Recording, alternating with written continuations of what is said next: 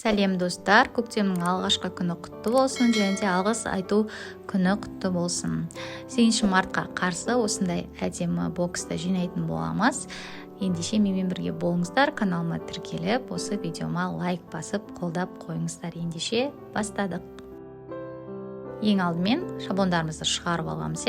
Бұл шаблондардың барлығы менің дайын дизайндар каналымда, аты жар, сол каналдан таба аласыздар. Барлығын осылай шығарып аламыз. Ішіне бұның календар кіреді, чай кіреді, тофифи 100 грамм казахстанский шоколад, болмаса басқа да бір шоколад. Және де открытка ішінде 2 птичье молокосы бар. Бәрін сызықтар бойынша қиып шығамыз. Оны білесіздер енді. Пока мен өзімнің жұмысым туралы сіздерге кішкене айтып берейін. Қыздар, мен тағы осындай дайын дизайндар каналымнан бөлек марафон өткіземін. То есть тойбастар жасап үйретемін. Осындай кез келген дизайнды өзіңіз жасап үйренетін боласыз. Барлығын беремін, осындай шаблонның эскиздарын беремін, суреттер, фондар, осындай әдемі гүл болсын, невеста болсын, например, бос молокосос, соның бәрі беріледі. Және де сабақтар бар, сол видео сабақтар бойынша сіздер бәрін үйреніп шығасыз. И осындай әдемі дизайндар жасап үйрене аласыздар. Егер сіз осылай дизайн жасап үйренгіңіз келсе, өзіңіз маған хабарлассаңыздар болады. Марафонды уже 600-ден астам адам өтті, 600-ден астам адамға үйреттім. Оның 400-ден көбі уже жұмыс істеп, осы тойбастармен заказ алып, табыс тауып отыр. Кейбір адамдар бар, өтті, для себя өтеді. Өзім жасайын деп едім, өзім тойыма деп. Олай тоже можно. Өзіңіз әдемі, креативный тойбастар жасап алсаңыз болады. Қазір любой тойбастарсыз өтпейтін болды, білесіздер.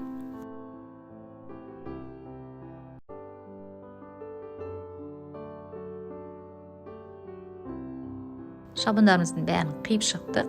Осындай открытканы жасаймыз. Ең бірінші ортасында 2 линия болады. Сол линия бойынша сызып, желательно, сосын майыстырамыз. Лучше беговка жасағандарыңыз дұрыс болады. Мен для себя жасап атқаннан кейін, просто видеоға түсіру үшін осылай қолмен майыстыра салдым. Открыткамыздың шетін дырықылмен тесеміз де лента байлап қоямыз.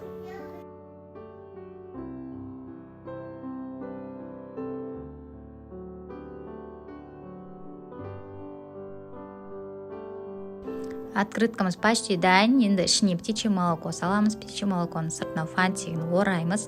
Менде клейім бітіп қапты, карандаш клейім. Сондықтан двусторонний скотчпен скотчтап жабыстырып қойдым.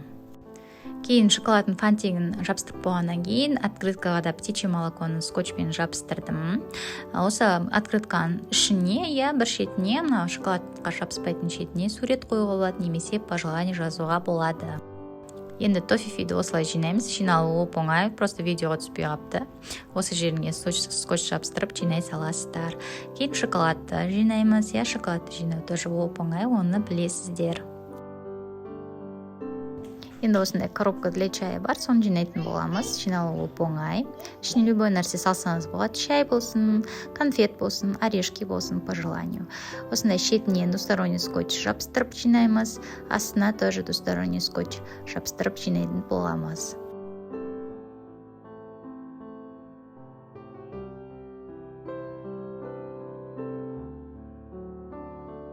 Енді 2 боковой шетін осылай майыстырып жинаймыз.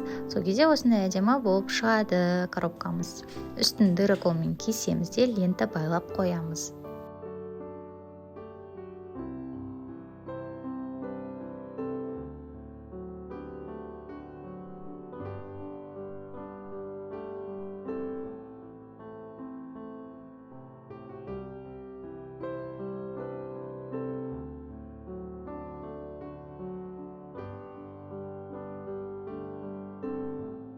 Все, бәрін жинап болдық. Енді әдемілеп коробкеге салып клиентімізге бере қоямыз.